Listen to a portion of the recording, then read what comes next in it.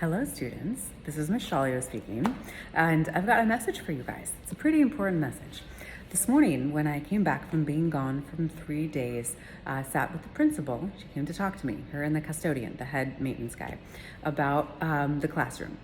And the way that it has been cleaned has been insufficient, to put it mildly.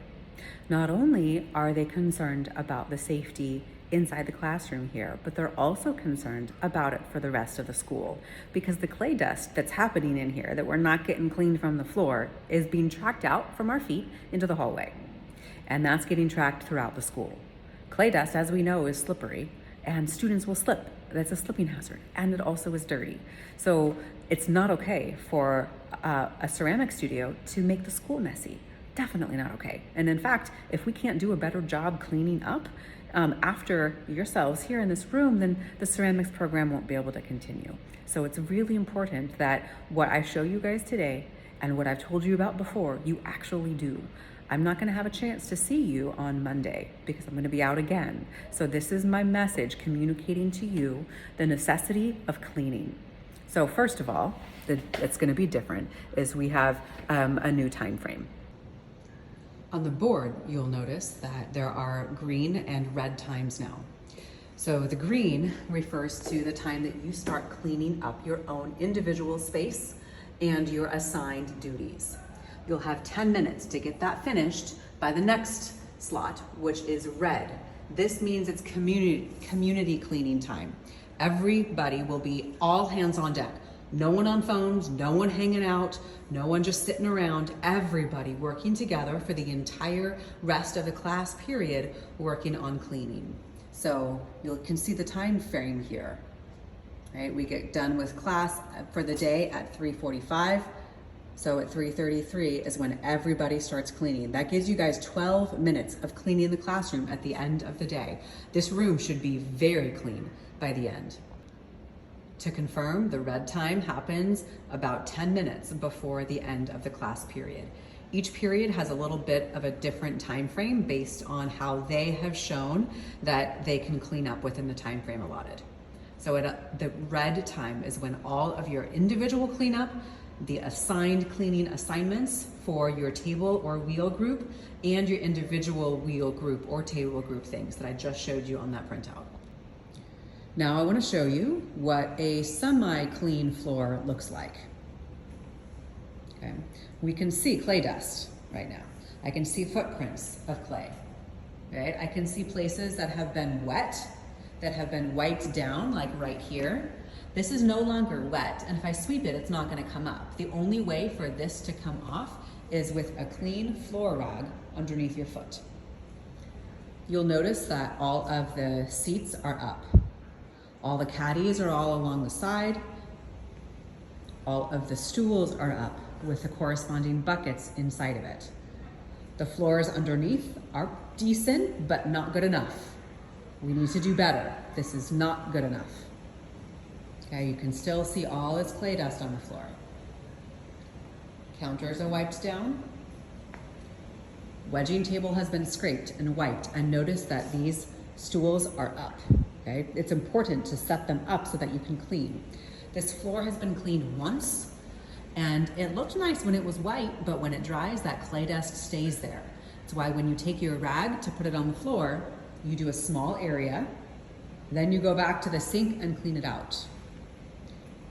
This shelf is no longer for any of the cleaning things to dry. This is no longer a drying rack.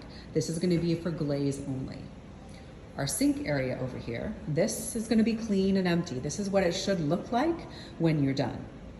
Okay, we've got this scraper tool here. We've got our cleaning supplies here. This is the slip bucket for slip only, no big chunks of clay. I've been seeing lots of big chunks of clay in this. If I continue to see that, then we're gonna have to implement wheel checks for cleanup, and you've got to pass that before you can even use a wheel and clean up properly. Big chunks of clay do not ever go in here. Okay. The sink here is like 97% clean. Slip bucket will be this once it reaches about 3/4 filled. should be emptied in here. So if you're the person to, when you add your slip into here, if it reaches this mark, then stop and dump it into here. Be the person to do that. Up here we have hanging all of the rags that we're using for glazing. On the other side is where we have the rags for the floors. The back of the sink here you'll see is nice and clean. There's no big chunks of clay. In fact, clay should never go down here. One of the things that I was talked to about this morning is about this clay trap right here. This clay trap should be cleaned out once every month to once every 6 weeks. Guess what? They've done it twice so far this year already. That means way, way, way too much clay is going down the drain and getting into this. That cannot happen. It will ruin it, it'll destroy it, it makes it unsafe. And this will result in the closing and canceling of the ceramics program. So it's very important that we do not let clay go down the drain. Aprons need to be folded. It says very clearly, fold your aprons. Right? Every day I come in and they are not folded.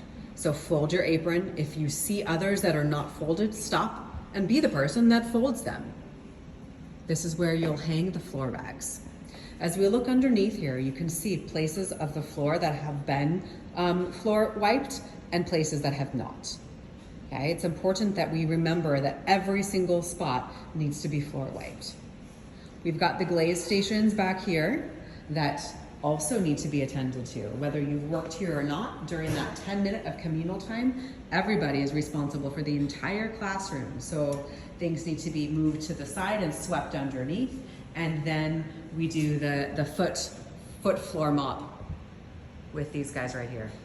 Please rinse them out every square that you use. So a good idea to think about is like the size of this table here. You don't want to mop an area larger than this table. In fact, smaller is even better. Okay, we come over this way and you see still areas that have been and areas that have not yet. So all the areas need to be that floor mopped. And here's an example of a place where you can see the clay dust was left behind. You can see the swirl marks that were made there. That's because the students did not rinse out their rags. They went to clean too large of an area. There's a spot that's really obvious, right? They're just like moving clay dust from one space to another rather than stopping, cleaning the rags, and coming back and wiping up the clay dust. Okay, so this is a okay room, but this is not clean. Okay, we need to be doing a lot better job cleaning the classroom. At minimum, the sinks need to look like this at the end of the period. The counters need to be wiped and the floors need to be clean.